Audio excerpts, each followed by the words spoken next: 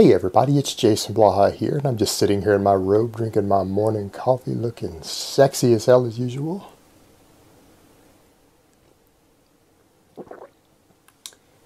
And for those of you who say I don't look sexy as hell when I do these videos in my robe, nobody cares what you think. I didn't ask you shit. Now I have a topic I want to cover. Some people say, hey, this isn't fitness related, but one, I just gave you guys 15 Q&A questions yesterday, spread over 5 videos. You got 5 informative videos back to back in the last 24 hours.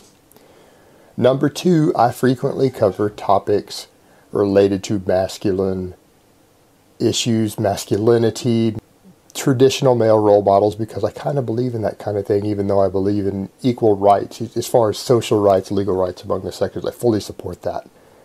I don't support radical feminism. Now, something that came up, and this is something I had to think long and hard about. I've gotten some discussions online with other people in the fitness industry, like Paul Carter, on this topic of these 2 female teachers who had sex with a consensual 16-year-old boy in Louisiana. One of them was 24, one of them is 32, and the 24 is interesting to me. I'll get back to you guys on that in just a minute with a story of my own. Now, everyone agrees universally, including me, there's no argument for me on that, that's clearly unethical behavior. Any teacher having sex with a student and being caught, even potentially at the university level, is unethical conduct. It needs to be investigated, possibly even jobs lost at the university level, but at the high school level, hands down, absolutely. The question that comes up is a felony being committed? And this is an interesting topic because this jumps into the difference between male rights versus female rights and our view of male versus female sexuality. The reality is, whenever you see a male teacher who pulls this shit, people scream for their blood. In fact, there's one of them, there's a case going on now with one of the girls involved. Her mother's saying he raped her daughter, and she's still saying after the fact that she likes the teacher and thinks he's cute, even though he's had, vaginal and anal sex with her, and her mother claims it's rape. She still likes him. Clearly a case of consensual sex, but this guy's going to do some serious prison time for it. And everyone sees the thing with these 2 teachers, and we're all like nice, decent looking teachers, well, at least when they had makeup on. And this guy got to bang both of them, and I think most of us guys would agree when we were 16, we would have been all over that. We would have busted all kinds of nuts. That would have been our dream come true. But the reality we get into is, if we have a hard line in the sand drawn on the walls, these women knew they crossed that line. And if we're going to have equality of the sexes from a legal perspective, then this has to be treated the exact same way as if it had been 2 male teachers gangbanging a 16-year-old female student. It has to be treated the same way. And at first I didn't necessarily agree with that, but then I stepped back and realized the situation I found myself in years ago.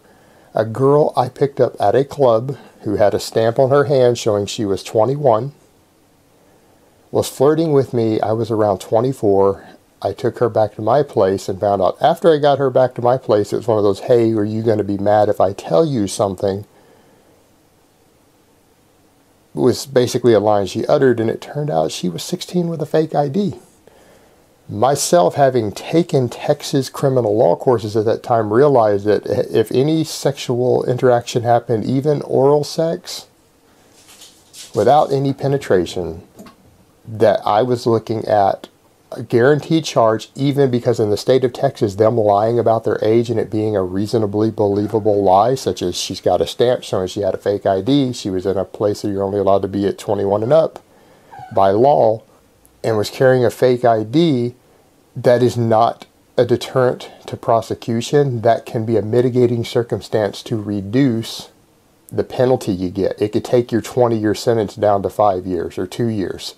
But the reality is, Texas state law says it's a statutory offense. Even if I didn't know I was guilty at the time, ignorance of the law, ignorance of her age, the minimum sentence, had she gone and told somebody, had anything happened, or like her father and he went to the police, I would be guaranteed a minimum of 2 years in prison, a felony conviction for life, and would have had to have been registered as a sex offender for life. I knew that. And the moment she told me that, I had to step back and have a talk with her and go, why would you do stuff like this? And she said, well, I like fucking older guys.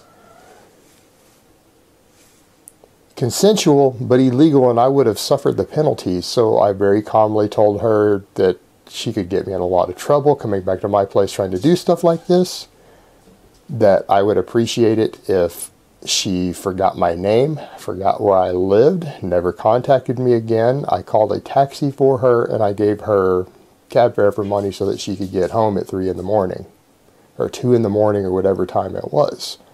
But the reality is, in that same situation, I would have been in a world of shit. And it would still, to this day, almost 25 years later, would still be on my record, and I would still be a registered sex offender for picking up a woman at a club who wanted to have sex with me.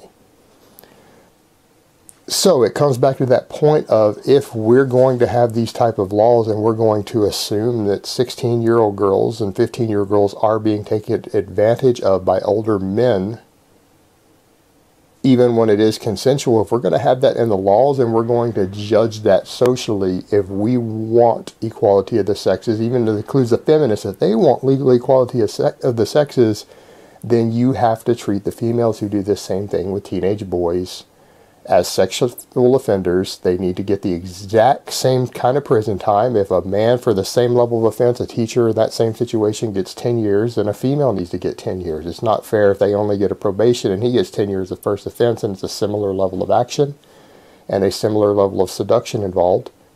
They shouldn't be allowed to skirt the same jail sentence. They should have to register as sexual offenders. And if we don't do that, it is an attack on equality. And it's irrespective of the fact if they would have enjoyed it, because a lot of these 16-year-old girls who are in these situations enjoy it and wanted the sex. It was consensual, but the fact of the matter is, if we're going to have a law preventing that, it has to go both ways. It's this weird idea that we have that girls don't enjoy sex as much as boys do. And that's just simply not true. And it's a stereotype that we have based upon our own really sexist myths. The reality is people like sex. But we do have these laws in place to protect naive teenagers, and particularly minors and children and things. And if you want an equal society, they have to be applied equally, irrespective of the fact of all of us going, well, when I was 16, man, I would have loved that. I would have hit that shit all night long, is really irrelevant to the law, and it really shouldn't matter, because in many of the cases the other direction is just as consensual. But give your thoughts on it. Alright guys, but that's really all I have to say on that today. I hope it has been informative, and I will talk to you guys next time. And remember, if you're a teacher, man or a woman, don't be banging your 16-year-old students. It will get you into a world of shit.